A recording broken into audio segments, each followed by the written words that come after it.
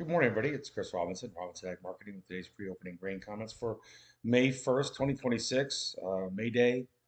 Big communist celebration out there for everybody. A lot of the cash markets are closed in this world, so it could be an interesting day. However, I think it's going to be, are the funds going to keep coming for this stuff and defend their positions? First day of the month, we will see. Again, stock market at all-time highs. You got crude oil. You know what? It's at 103, 102. Uh, I think 110 is going to be the next area people are concerned about. Uh, July corn up 3 3/4 cents at 78 and a half. These corn couldn't take out $5 again overnight. It's right there, 497 3/4, up 3.5 cents. November beans, a new high overnight, 1180. The next old high on the charts is 1183. If we go through 1183, then it's $12.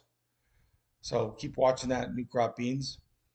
Overnight, a little bit of recovery in the wheat after a pretty good technical correction. Chicago gave back 38% of the rally. KC gave back 25% of the rally. Minneapolis is still hanging in there.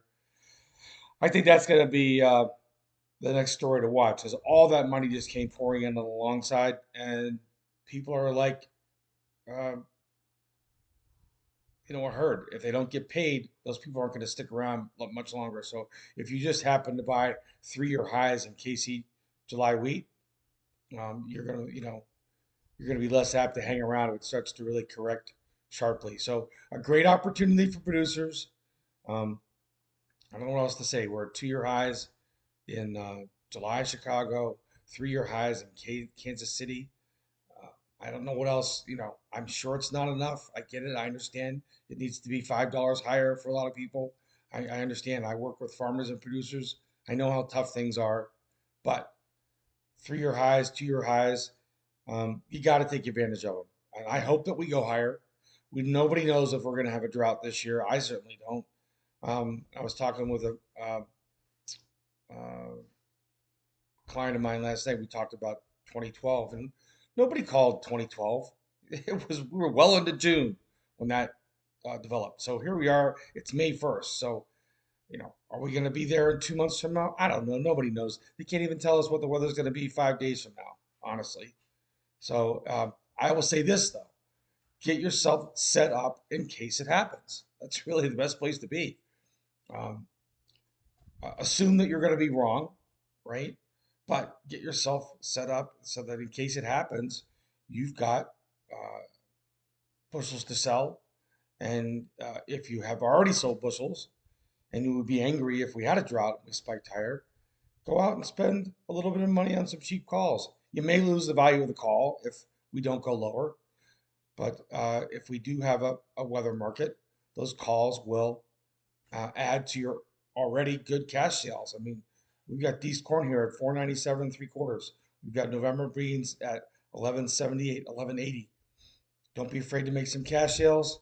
Don't be afraid to defend the downside risk. You can get really good 480 puts for 2 months for about a dime. You can get 1130, 1140 puts for a couple months where you don't have to break the bank. 15 years ago, we'd have to go out and buy 2 or 300 days worth of protection. You'd have to spend 50 cents for a bean put and 40 cents for a corn put. Those days are gone. You can go for a couple months and have a nickel a month tied up in really good protection. So that's my 2 cents on that. We will see today if the cattle market continues to push higher. Cash was strong. Certainly, April went off the board at contract highs in fat cattle yesterday. Um, Look at those deferred months. You've got November feeders at 367. You've got October feeders at 370.